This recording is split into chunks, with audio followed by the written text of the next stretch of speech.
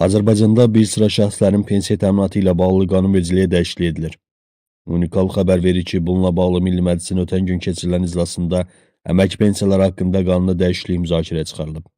Dəyişiklik layihəsində qeyd edilir ki, Azərbaycan Respublikası Prezidenti Cənab İlham Əliyevin 2022-ci il 22 iyul tarixli 3378 nömrəli sərəncamı ilə təsdiq edilmiş Azərbaycan Respublikasının 2022-2026-cı illərdə sosial-iqtisadi inkişaf strategiyasında pensiyaçıların sosial müdafiəsinin gücləndirilməsi üçün pensiya təminat sisteminin təkmilləşdirilməsinə dair tədbirlərin həyata keçirilməsi istiqamətində dövlət öhdəliklərinin dəqiq çərçivəsinin müəyyən edilməsi təsbit olunmuşdur.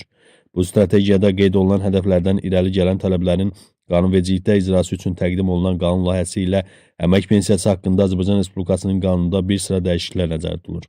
Nəticə olaraq, əmək pensiyaları haqqında qanunun 6.2-ci maddəsində uşaqlara görə güzəştli şərtlərlə yaşa görə əmək pensiyası olan şəxslərin erkən pensiyası üçün 5 il ərzində ödənilən məbləği, bundan başqa, liliputların və fizioloji mütənasibliyi pozulmuş cırtdanboş şəxslərin erkən pensiyası üçün 20 il ərzində ödənilən məbləği, həmçinin orqanizm funksiyalarının 81-100% pozulmasına görə və ya 18 yaşındakı 50 müəyyən edilmiş şəxsə habelə ahıllara qulluq dövrünün sığorta stajına daxil edilməsi ilə qədər güzəştlərin qazanılmış pensiya kapitalına əsasən formalaşan məbləği üzrə əmək pensiyası ödənişinin maliyyə mənbəyi kimi dövlət büdcəsi müəyyən olunaraq tətbiqi 2025-ci il yanvarın 1-nə nəzərdə tutulur.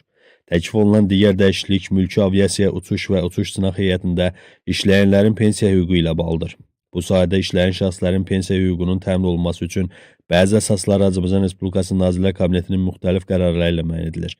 Bu hüquqi əsasların vahid qanunvericilik sisteminə uyğunlaşdırılması səbəbindən əmək pensiyaları haqqında qanunun 22.3-cü maddəsi ilə müəyyən olunan qaydaların tətbiqi həmin qanunun 5.3-cü maddəsində nəzərdə tutulan qayda ilə əvəz edilir.